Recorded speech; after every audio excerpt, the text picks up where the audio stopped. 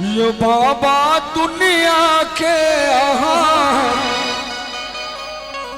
तारै छी तारू ने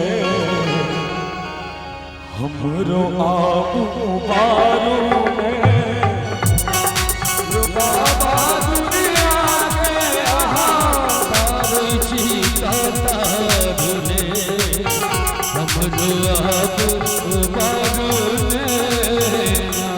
बोलिए शंकर भगवान की जय हो।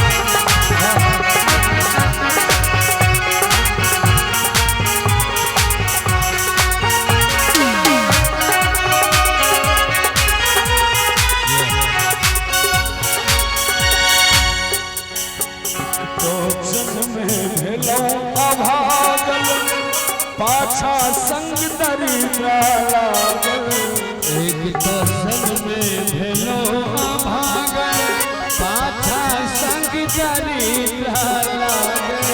एक तो जन्म में भेलो अभागल पाछा संग दरिद्रा लागल पाछा संग दरिद्रा लागल।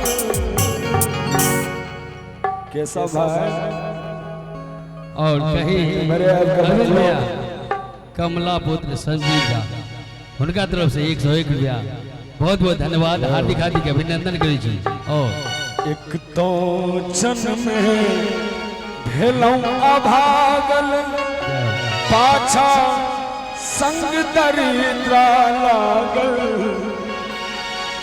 यो बाबा दशा देख को मन में आप विचारू ने हमरो आप उबारू ने बाबा दुनिया के तारै छी तारू ने हमरो आप उबारू ने।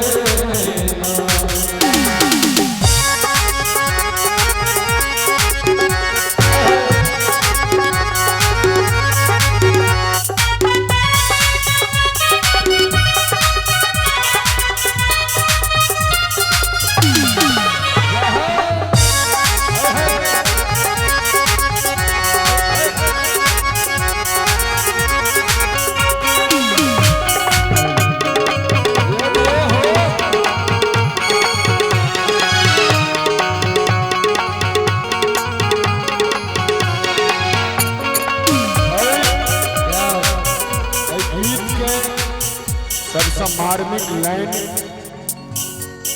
यो बाबा पाप जतक हम केला अपना करनी के फल पेलो यो बाबा पाप जतक हम केला अपना करनी के फल पेलो। यो बाबा पाप जतक हम केला अपना करनी के फल पेलो।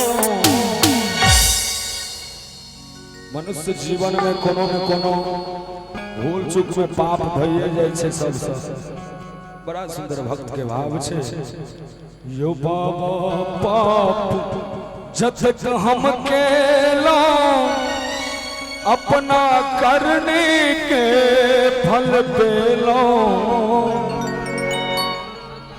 यो बाबा गलती केलो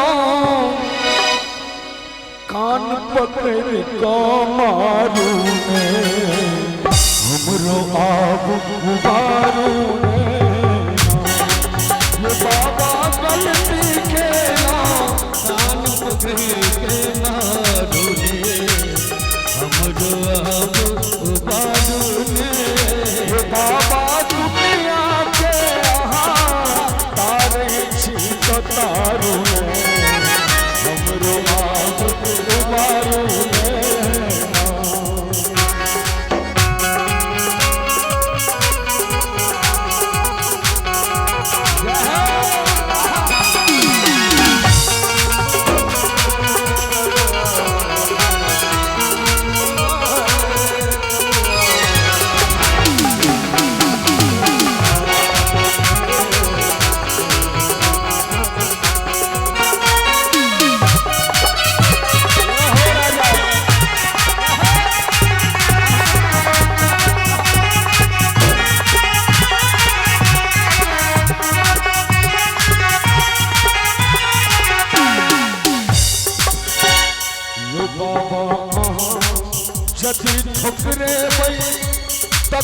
कहूँ कतो हम जेबे ये बाबा अहाँ यदि ठोकरेबै ये कहूँ कतो हम जेबे। भाव छै मनुष्य जब सब ठाम से थाकि जाइए तो एक लोटा जल ल के बाबा लग जाके कहे छै आब अहीं सम्हारू। यो बाबा अहाँ यदि ठोकरेबै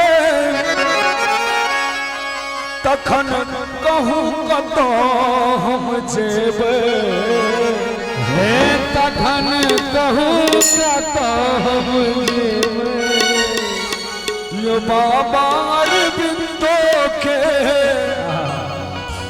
एक बेर कने संभारू ने हमरो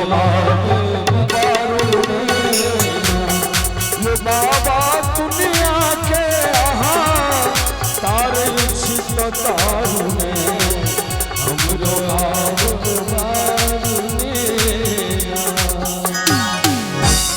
ताली के संग हेबाक चाहिए। ये बाबा दुनिया